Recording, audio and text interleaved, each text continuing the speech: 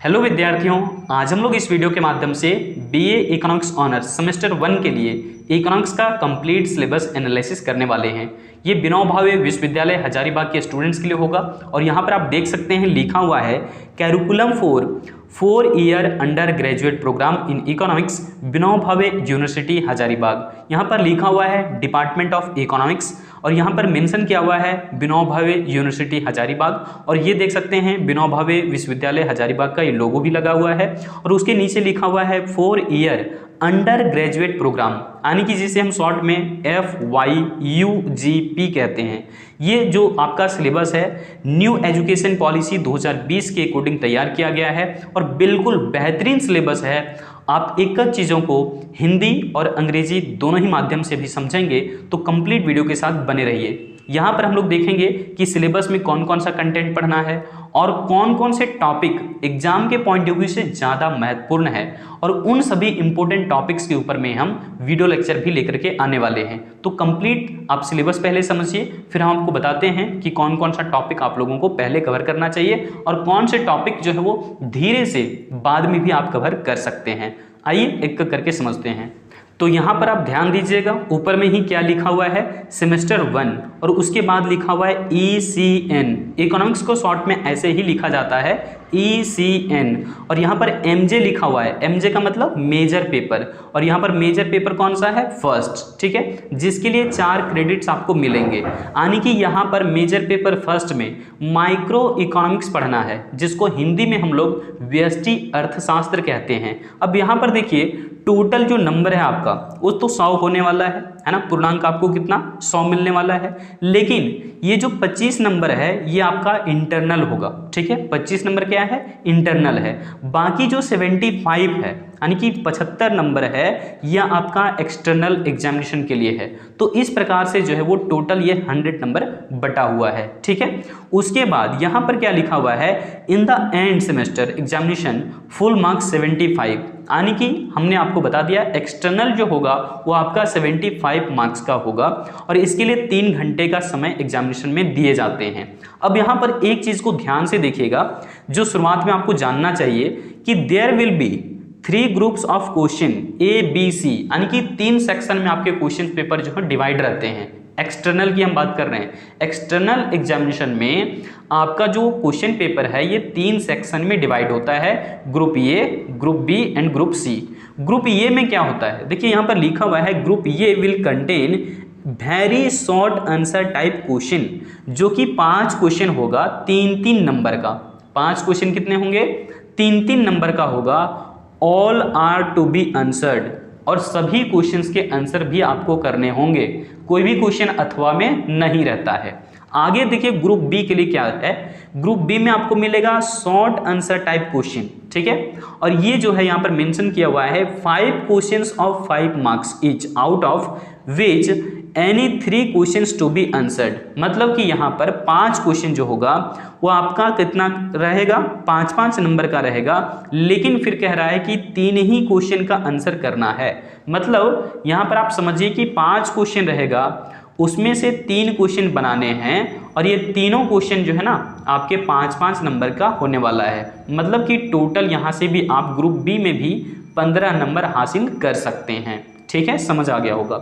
Group C के अंदर क्या है, कह रहा है group C will contain long answer type question, जो कि 5 क्वेश्चंस होगा ऑफ 15 मार्क्स, यानी कि 5 जो क्वेश्चन होगा ये 15-15 नंबर का होगा। लेकिन ध्यान रखिए out of which 3 to be answered, लेकिन इन 5 क्वेश्चंस में से आपको मात्र 3 ही क्वेश्चन का जवाब देना होता है और 3 क्वेश्चन जो है 15-15 नंबर का है। मतलब कि यहाँ से आप समझ सकते हैं 15 नंबर का जो है वो 3-3 क्वेश्चन रहने वाला है, तो 15 या 45 नंबर और यहाँ से 15 नंबर, तो 45 और 15 कितना हो गया भाई, 60 हो गया।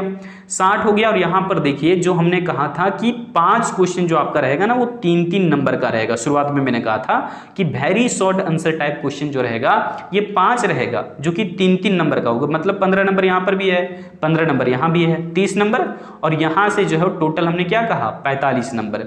तो यहाँ पर आप देख सकते हैं 75 नंबर आपका हो चुका है। अब आते हैं टॉपिक्स के ऊपर में। पहले चैप्टर का नाम देख लीजिए। पहले चैप्टर का नाम क्या दिया हुआ है, पहले चैप्टर का नाम है कंज्यूमर बिहेवियर एंड डिमांड, जो कि हम लोग क्लास 12 में भी पढ़ते हैं, ठीक है। लेकिन क्लास 12 में आप जो है वो आंसर राइटिंग जो है वो 12th के अकॉर्डिंग करते हैं, अब आपको ग्रेजुएशन के अकॉर्डिंग करना होगा। बात समझ रहे हैं? तो यहाँ पर जो है शुरुआत में कुछ चीज़ें जो मेंशन किया हुआ है वो है कार्डिनल यूटिलिटी, जो कि मार्शल ने दिया हुआ था, जिसको हम लोग गणनावाचक उपयोगिता दृष्टिकोण कहते हैं, ठीक है। कार्डिनल का मतलब होता है गणना करना, जिसे गिनती की संख्या में बताया जा सकता है कि हाँ इस वस्तु से हमें इतनी उपयोगिता प्राप्त हुई है। तो ये जो है मार्शल का है। और उसके बाद यहाँ पर है ऑर्डिनल यूटिलिटी अप्रोच, जो कि जार हिक्स और RGDLA ने दिया है, जिसको हम क्रमिक जो है उपयोगिता जो है माप कहते हैं। तो यहाँ पर जो है क्रम की बात था, और ये दो वस्तुओं के संदर्भ में बताया गया था, जो कि JR हिक्स और RGDLA ने दिया हुआ है कंसेप्ट को, और कार्डिनल यूटिलिटी अप्रोच दिया था मार्शल ने, ठीक है। तो ये जो कार्डिनल यूटिलिटी है इसके लिए भी अलग अलग दो लॉ आप पढ़ते हैं। एक आपको law of diminishing marginal utility पढ़ना होगा, और उसी बेस पर आपको कंज्यूमर इक्विलिब्रियम भी समझना होगा। इसके अलावा ऑर्डिनल यूटिलिटी अप्रोच जो है वो इंडिफरेंस कर्व एनालिसिस जब हम लोग करते हैं तो वहां पर ऑर्डिनल यूटिलिटी का कंसेप्ट यूज होता है। उसके अलावा उसमें क्या है, उसी टॉपिक में है बजट कांस्टेंट, मतलब कि बजट कहां से कहां तक लागू होता है और कब हम लोग जो है वो बजट सेट प्राप्त कर सकते हैं। ये चीजें यहाँ पर आपको पढ़ना है, और बजट से रिलेटेड ही आपको क्या जानना है, और इंडिफरेंस कर्व के हेल्प से ही आपको जानना है यहाँ पर income effect, price effect and substitution effect. ये जो very short answer type question बोला था ना 3-3 नंबर में, यहीं से वो क्वेश्चन पूछे जा सकते हैं कि प्राइस इफेक्ट क्या होता है, इनकम इफेक्ट क्या होता है एंड सब्स्टिट्यूशन इफेक्ट क्या होता है। और ये दो लोगों का केस है अलग अलग, हिग्स का भी है और सलस्की का भी है। तो यहां से क्वेश्चन जरूर पूछे जाते हैं, ध्यान रखिएगा। नेक्स्ट है आपका 1.2, इसमें मेंशन किया हुआ है cardinal and ordinal utility approach को आपको समझना होगा। सुपीरियरिटी ऑफ कंज्यूमर्स, यहाँ पर सॉरी इंडिफरेंस कर्व एनालिसिस, मतलब कि एक इंडिफरेंस कर्व के हेल्प से आपको वो चीज़ पता करना होगा कि कहाँ पर कंज्यूमर इक्विलिब्रियम के केस में होगा। हालांकि आपको इसके लिए एक मैथमेटिकल डेरिवेशन भी पढ़ना है, जो कि आगे मेंशन किया हुआ है कि mathematical derivation of consumers equilibrium, जो कि लैग्रेनियन मेथड के हेल्प से आपको काम करने होंगे, ठीक है। तो यहाँ पर ये वाला जो है ना सबसे 1.1 वाला जो है ज़्यादा इंपॉर्टेंट है, मैंने कह दिया। उसके बाद आप यहाँ पर देखेंगे 1.3 क्या है, derivation of demand curve from indifference curve, मतलब कि उदासीन वक्र के सहायता से आपको एक मांग वक्र तैयार करना होगा, ठीक है। वो कैसे तैयार होता है इसके ऊपर हम एक वीडियो जरूर तैयार कर देंगे आपके लिए। यहाँ पर देखिए आगे क्या मेंशन किया हुआ है, फैक्टर्स इन्फ्लुएंसिंग डिमांड, यानी कि मांग को प्रभावित या निर्धारित करने वाले कौन कौन से कारक होते हैं, उन कारकों की हम लोगों को चर्चा करना है डायग्राम के हेल्प से, तब आप अच्छा स्कोर कर पाएंगे। और डायग्राम बिल्कुल सिंपल सा है, घबराने की आवश्यकता नहीं है। तो यहाँ पर हम लोगों को पढ़ना होगा कि कौन कौन से वो कारक हैं या फिर फैक्टर्स हैं जो डिमांड को क्या करता है, इन्फ्लुएंस करता है, यानी कि प्रभावित करता है, ठीक है। चलिए आगे देखेंगे, यहाँ पर क्या है, चेंज इन डिमांड, जहां पर हम लोगों को ये देखना है कि मूवमेंट एंड शिफ्टिंग दोनों तरह से हम लोगों को बात करना है, ठीक है ना। यहाँ पर हम लोग देखेंगे जिसमें contraction of demand, extension of demand, इसी के तरह जो है वो बिल्कुल यहाँ पर एंजल्स कर्व है, लेकिन ये इनकम के रिस्पेक्ट में होगा। तो इनकम के रिस्पेक्ट में हम लोग एंजल्स कर्व को समझेंगे, ठीक है। ये अर्थशास्त्री का नाम है एंजल, और उन्होंने जो है इनकम के केस में जो है ना डिमांड का रिलेशन बताया था, तो हम लोग यहाँ पर एंजल कर्व को समझेंगे, ठीक है। एंजल कर्व भी आपका जो है 5 नंबर का क्वेश्चन बनता है। आगे क्या है, demand for complementary and substitute goods, मतलब कि यहाँ पर जो पूरक वस्तु होता है उसका डिमांड, और जो प्रतिस्थापक वस्तु होता है या सब्स्टिट्यूट गुड्स होता है उसके डिमांड कर्व को हम लोग समझेंगे कि किस ढंग से बनेगा। ये हम लोगों को इंडिफरेंस कर्व में बनाना है, ठीक है ना। आगे देखिए, आगे क्या कह रहे हैं कि कंज्यूमर सरप्लस, यानी कि उपभोक्ता बचत, जो कि यहाँ से आपको क्वेश्चन पक्का पूछता ही है। कंज्यूमर सरप्लस और ये 1.1 जो मैंने कहा, ये दोनों ज़्यादा इंपॉर्टेंट है, प्लस में यहाँ पर 1.3 भी आपका ज़्यादा इंपॉर्टेंट है, ठीक है। चलिए आगे देखते हैं क्या कह रहे हैं, कंज्यूमर सरप्लस क्या है और इसके मेजरमेंट कैसे पॉसिबल है। हालांकि ये जो थ्योरी है ये मार्शल ने दिया हुआ था, हिक्सियन का भी आपको पढ़ना है, ठीक है, दोनों के केस में पढ़ना होगा। मार्शल के केस में भी कंज्यूमर सरप्लस और हिक्स के केस में भी आपको कंज्यूमर सरप्लस को पढ़ना होगा, जिसे हम उपभोक्ता का बचत कहते हैं। ये बचत एक टाइप का जो है ना साइकोलॉजिकल है, आगे हम जब थ्योरी बताएंगे तो वहां पर डिटेल में चर्चा कर देंगे। यहां पर मेंशन किया हुआ है application of consumer surplus water diamond paradox, जहां से आपको विरोधाभास पूछा जाता है कि पानी का असल में कीमत ज्यादा होना चाहिए या डायमंड का, ये बताइए।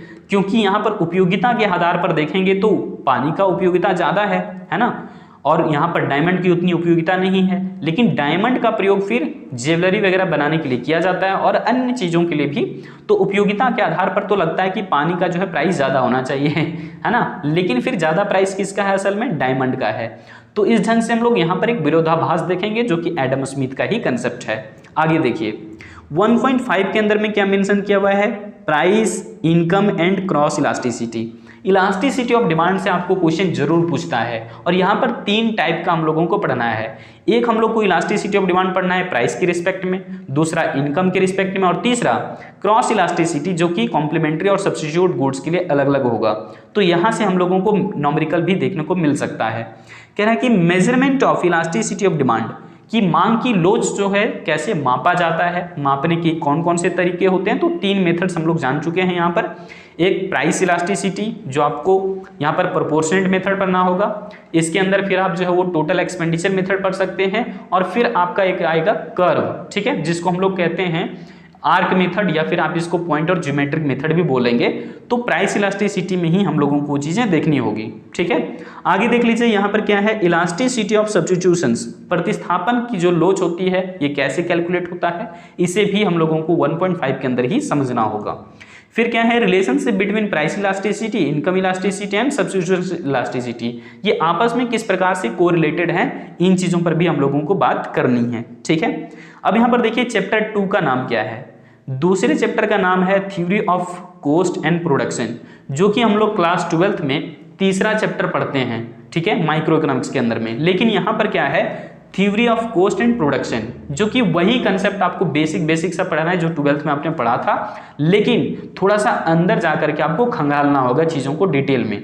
जैसे कि यहाँ पर आपको प्रोडक्शन फंक्शन पहले पढ़ लेना है, और उसके अंदर ही आपको short run and long run production function को बिल्कुल अच्छे से क्लियर कर लेना है। क्योंकि अगर आप इस कंसेप्ट को नहीं समझ पाओगे तो निश्चित तौर पर इसके अंदर जितने भी कंटेंट और भी हैं वो भी आपको क्लियर नहीं हो पाएगा। इसलिए पहले आप प्रोडक्शन फंक्शन और शॉर्ट रन लॉन्ग रन के बीच में डिफरेंस बिल्कुल क्लियर हो जाना चाहिए आपको, उसके बाद आप सारी कंटेंट को अच्छे से समझ पाओगे।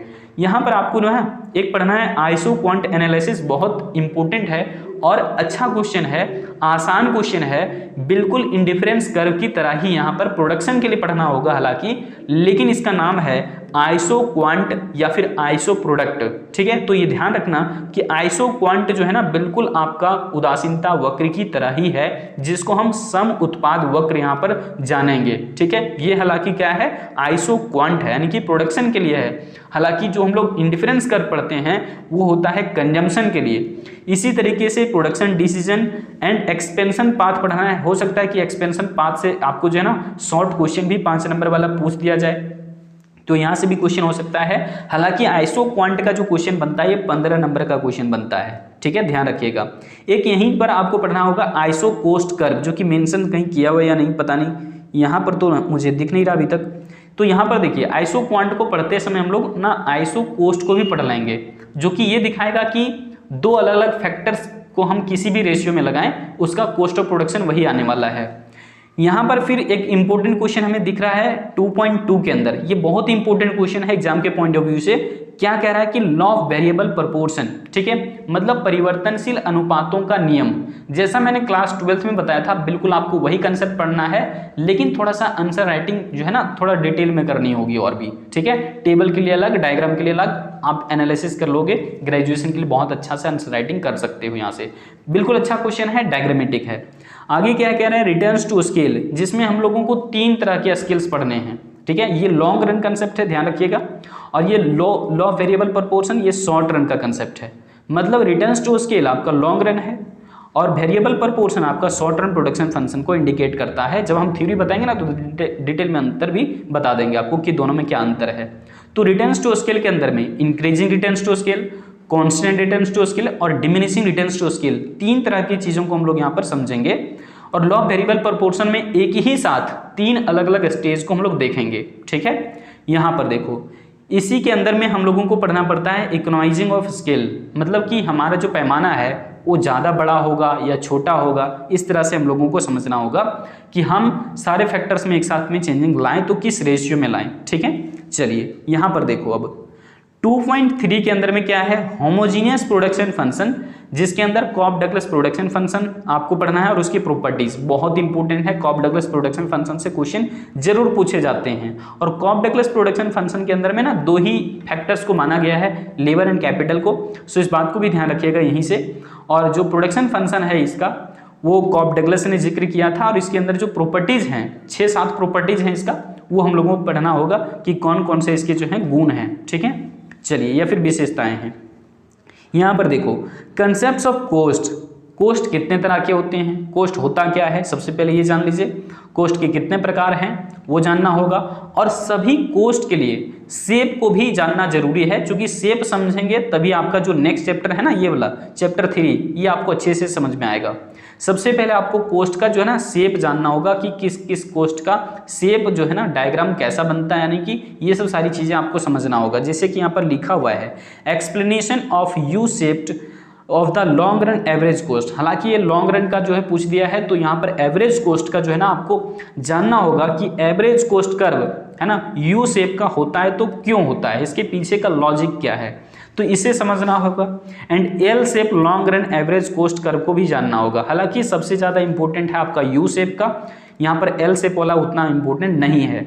आप जब रिलेशन समझ लेंगे सभी कोस्ट के बीच में, तो आपका जो शॉर्ट क्वेश्चन है, वेरी शॉर्ट क्वेश्चन, वो भी आपका नहीं छूटेगा, क्योंकि वहाँ से भी क्वेश्चन आपको पूछे जाते हैं। तो रिलेशनशिप वाला क्वेश्चन यहाँ पर ज़्यादा इंपॉर्टेंट है। इसके अलावा कॉफ डगलस प्रोडक्शन फंक्शन, और फिर मैंने यहाँ पर कहा एक्सपेंशन पाथ, और जैसे कि मैंने कहा प्रोडक्शन फंक्शन में आपको एक जान लेना है आइसो क्वांट एनालिसिस, जो कि आइसो कोस्ट को भी यहीं पर आपको पढ़ना होगा।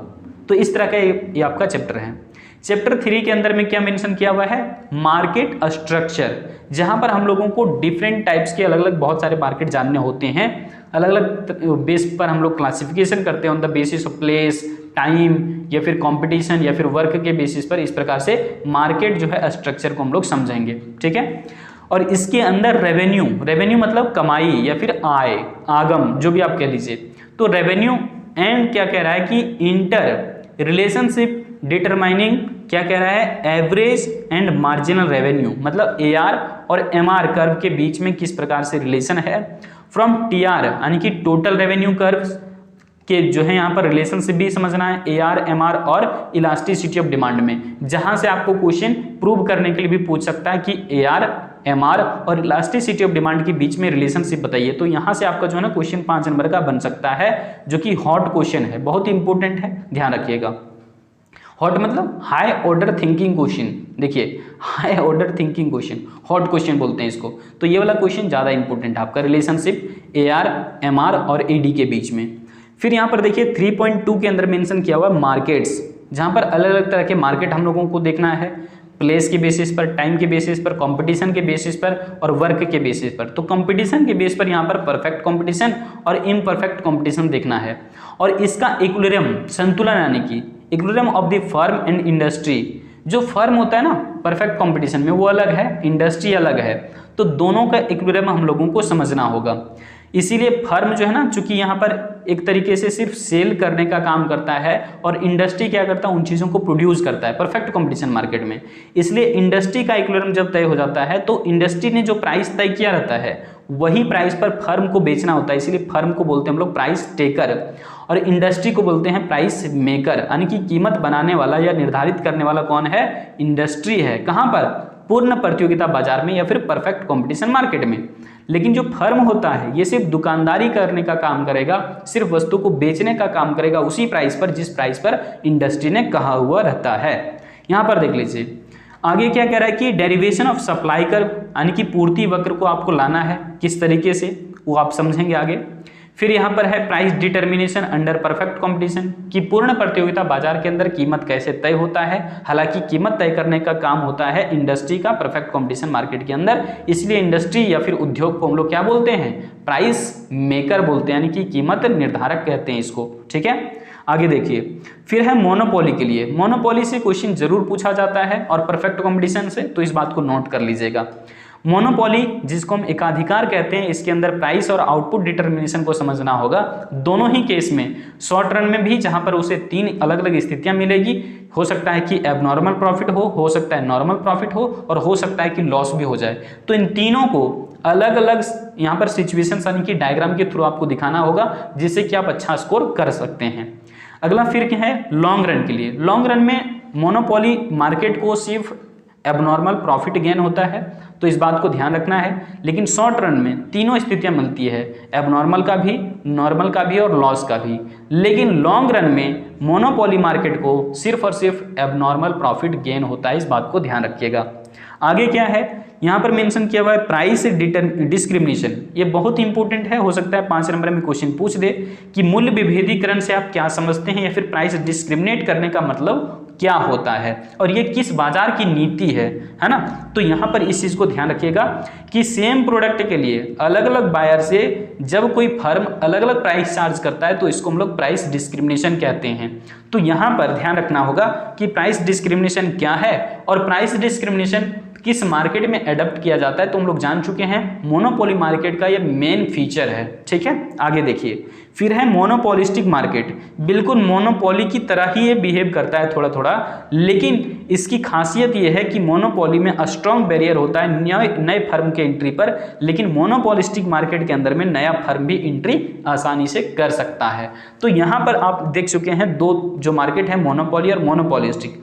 मोनोपोलिस्टिक में एक ऐसा सेलर होता है जो कि क्लोज सब्स्टिट्यूट बेच रहा होता है, लेकिन मोनोपोली में क्लोज सब्स्टिट्यूट का अभाव होता है, ध्यान रखिएगा। और मोनोपोली में कैसा प्रोडक्ट होता है, एक यूनिक प्रोडक्ट होता है, एक अनोखा उत्पाद होता है। तो मोनोपोलिस्टिक के अंदर में भी प्राइस डिस्क्रिमिनेशन, आउटपुट डिटर्मिनेशन को समझना होगा, इंडिविजुअली अलग से एक फर्म के लिए और ग्रुप में भी एक साथ जो है समझना होगा संतुलन को। ठीक है, इसके अंदर इंपोर्टेंस की भी बात किया है, importance of selling cost. Selling cost का जो है ना मोनोपोलिस्टिक मार्केट में क्या महत्व है, इस पर जरूर आप चर्चा कर लीजिएगा एक बार, डिटेल में आंसर राइटिंग अच्छे से कर लेना, क्योंकि ये क्वेश्चन रिपीट करके पूछता है कि सेलिंग कोस्ट क्या है, किस बाजार की नीति है। तो सेलिंग कोस्ट मतलब विक्रय लागतें। देखिए, बेचने के लिए भी ना कुछ एक्स्ट्रा कोस्ट आता है, एडवर्टाइजमेंट के ऊपर में जो कोस्ट आता है उसको आप समझ सकते हैं सेलिंग कोस्ट। तो यहाँ पर जो सेलिंग कोस्ट है इसका महत्व जरूर है मोनोपोलिस्टिक कंपटीशन मार्केट के अंदर में, चूंकि मोनोपोलिस्टिक में बेचा जाता है क्लोज सब्स्टिट्यूट प्रोडक्ट यानी कि नजदीकी प्रतिस्थापक वस्तुएं, और इसलिए इसको ना खूब प्रचार प्रसार पर खर्च करने पड़ते हैं और तब जाकर के इसकी डिमांड जो है बढ़ती है और फिर अच्छा खासा ये लाभ गेन करता है। तो यहाँ पर एक जो टॉपिक बचा हुआ है तीसरे चैप्टर के अंदर में, वो है ओलिगोपोली मार्केट, जिसको हम अल्पाधिकार बाजार कहते हैं। इसी के अंदर में आपको किंग डिमांड कर्व के बारे में पढ़ना होगा, जहां से आपको लॉन्ग क्वेश्चन भी पूछा जाता है। उम्मीद है समझ में आ गया होगा। चलिए अब हम लोग जाते हैं चौथे चैप्टर के ऊपर। चौथे चैप्टर में क्या मेंशन किया हुआ है, फैक्टर प्राइसिंग यानी कि साधन कीमत। अब देखो, वस्तु की कीमत की बात नहीं हो रही है, साधन कीमत की बात हो रही है। मतलब कि यहाँ पर हम लोग को रेंट वगैरह के बारे में पढ़ना होगा, लेबर के वेजेस यानी कि मजदूरी के बारे में पढ़ना होगा। तो देखो यहाँ पर पहला ही क्वेश्चन आ चुका है, पहला ही टॉपिक क्या है, थ्योरी ऑफ डिस्ट्रीब्यूशन, मतलब वितरण का सिद्धांत, जिसके अंदर marginal productivity theory of distribution पढ़ना है, जो कि सैमुअल्सन ने दिया था। तो उस थ्योरी को हम लोग यहाँ पर समझने वाले हैं। और इसके बाद यहाँ पर मेंशन किया हुआ है एडिंग अप प्रॉब्लम, जो कि यूलर्स थ्योरम के हेल्प से हम लोग प्रूव भी करेंगे। ठीक है, अगला क्वेश्चन अगला टॉपिक देख लीजिए। 4.2 के अंदर में मेंशन किया हुआ है वेज डिटर्मिनेशन यानी कि मजदूरी का निर्धारण कैसे होता है। ये देख लो, डिमांड एंड सप्लाई जो है थ्योरी आपको इसके लिए जानना पड़ेगा। और कलेक्टिव बार्गेनिंग यानी कि सामूहिक रूप से जो सौदेबाजी होती है उसका भी सिद्धांत आपको पढ़ना होगा। ये ज्यादा इंपॉर्टेंट है, कलेक्टिव बार्गेनिंग थ्योरी। ठीक है, चलिए आगे जाते हैं। यहाँ पर देखिए आगे जो क्वेश्चन है 4.3 के अंदर में बहुत इंपॉर्टेंट है, यहां से क्वेश्चन जरूर पूछा जाता है, जिसका नाम है रिकार्डियन थ्योरी ऑफ रेंट और मॉडर्न थ्योरी ऑफ रेंट। ये 2 क्वेश्चन है, लेकिन आपको रिकार्डियन थ्योरी जरूर पूछा जाता है, तो इस बात को दिमाग में बैठा लीजिए। रिकार्डो का लगान सिद्धांत आपको जरूर से जरूर पढ़ लेना चाहिए एग्जामिनेशन के लिए। फिर अगला क्या है 4.4 के अंदर में classical and Keynesian theory of interest. ये भी बहुत इंपॉर्टेंट है, डायग्रामेटिक क्वेश्चन है, जो कि किन्स ने बताया था 1936 वाली बुक में, जो कि 1936 में इनका किताब पब्लिश हुआ था ना, the general theory of employment, interest and money. तो उसी किताब के अंदर में जेमकिन्स ने ये बताया था कि लोग पैसा जो है ना अपने पास 3 उद्देश्यों से रखना चाहते हैं। मतलब कि डिमांड फॉर मनी जो होता है वो 3 मोटिव से होता है, और उसके 3 मोटिव इन्होंने बताया है। ट्रांजैक्शन मोटिव है ना, यानी कि लेन देन का उद्देश्य, फिर जो है वो स्पेकुलेटिव मोटिव है ना, और फिर जो है वो इन्होंने बताया है क्या, एक आपका प्रिकॉशनरी मोटिव। तो ये 3 उद्देश्यों के हिसाब से किन्स के अनुसार लोग अपने पास पैसा जो है वो नगद रूप में रखना चाहते हैं, लिक्विड के रूप में रखना चाहते हैं, तरल रूप में रखना चाहते हैं। तो इसलिए थ्योरी यहाँ पर जरूर पढ़ना होगा आपको किन्सियन का, जो कि थ्योरी ऑफ इंटरेस्ट है, ठीक है। जो किन्स का थ्योरी है ये 1936 वाली बुक में आया था, जिस किताब का नाम था the general theory of employment, interest and money. उसी किताब के अंदर में इन्होंने इसका भी जिक्र किया हुआ था। आगे देख लीजिए 4.5 के अंदर में क्या मेंशन हुआ है, इनोवेशन, जिसका मतलब होता है आविष्कार। और शुम्पीटर के बारे में यहाँ पर आप आगे किसी जो है सेमेस्टर में जरूर पढ़ेंगे डिटेल में। यहाँ पर आपको शॉर्ट में और संक्षिप्त में बिल्कुल समझना है। ये इनोवेशन से क्वेश्चन तो उतने ज़्यादा इंपॉर्टेंट नहीं लग रहे हैं, लेकिन आपको अनसर्टेनिटी का जो थ्योरी है प्रॉफिट का, ये जरूर से जरूर शॉर्ट में कर लेना चाहिए। शॉर्ट में यहाँ से क्वेश्चन पूछा जाता है। लॉन्ग क्वेश्चन जो यहाँ से आपका बन रहा है वो है marginal productivity theory of distribution, फिर है रिकार्डियन थ्योरी ऑफ रेंट, और फिर यहाँ पर है किन्सियन थ्योरी ऑफ इंटरेस्ट। ये 3 क्वेश्चन चौथे चैप्टर से है, ध्यान रखिएगा। चलिए आगे जाते हैं। आगे अब यहाँ पर हम आखिरी चैप्टर पर आ चुके हैं, और इस चैप्टर का जो है नाम दिया हुआ है क्या, इस चैप्टर का नाम है वेलफेयर इकोनॉमिक्स, यानी कि कल्याणकारी अर्थशास्त्र, जिसके अंदर हम लोगों को पेरेटो का जो है थ्योरी पढ़ना होगा या फिर पीगू का थ्योरी पढ़ना होगा। तो यहाँ पर देखिए 5.1 के अंदर में क्या मेंशन किया हुआ है, वेलफेयर इकोनॉमिक्स का डेफिनेशन जान लीजिए पहले, है ना, और वेलफेयर इकोनॉमिक्स क्यों जरूरी है पढ़ना, इसको भी जानना होगा। इंडिविजुअल और सोशल वेलफेयर कैसे हो सकता है, role of value judgements in welfare economics, है ना, क्या जो है वो हम महत्व जान सकते हैं या क्या भूमिका है कह लीजिए कि वेलफेयर इकोनॉमिक्स का, है ना, जजमेंट्स में। और यहाँ पर क्या कह रहा है फिर 5.2 के अंदर में पेरेटो का क्राइटेरियन ऑफ सोशल वेलफेयर, ठीक है। और यहाँ पर है marginal conditions of Pareto optimum. देखो पेरेटो का ऑप्टिमल थ्योरी जरूर पूछ लेता है कि कल्याण कहाँ पर अधिक हो सकता है, तो पेरेटो ने इस चीज़ को बताया था। और कॉन्ट्रैक्ट कर भी हम लोग शायद जानते हैं इसके लिए, वो भी हम आपको कहीं ना कहीं आगे चर्चा जरूर हम करने की कोशिश करेंगे, ठीक है। यहाँ पर देखिए 5.3 के अंदर में कहीं ना कहीं जो है आपको थ्योरी हम जरूर बता देंगे। पीगू का जो थ्योरी है वेलफेयर इकोनॉमिक्स के लिए वो क्लासिकल इकोनॉमिक्स का थ्योरी है, तो हम उस पर जो है कहीं ना कहीं जरूर आपको किसी एक वीडियो के अंदर चर्चा जरूर कर देंगे, क्योंकि ये इंपॉर्टेंट है। अब यहाँ से देखिए एरोज का तो अभी तक पॉसिबिलिटी थ्योरी नहीं पूछा हुआ है, लेकिन यहाँ से ऐसा नहीं है कि नहीं पूछा जाएगा, सो चूंकि सिलेबस का हिस्सा है तो ये सब सारी थ्योरी हम लोगों को पढ़ना है। हर एक चैप्टर के अंदर में जो जो टॉपिक है उसको मैंने अलग से कुछ बताने की कोशिश किया है। अगर आपको अच्छा लगा है तो दोस्तों को भी शेयर कर दीजिए, उनको भी जानकारी हो जाएगी। तो चलिए मिलते हैं फिर से हम अगली वीडियो अपडेट के साथ। आज रखते हैं इतना ही। जय हिंद।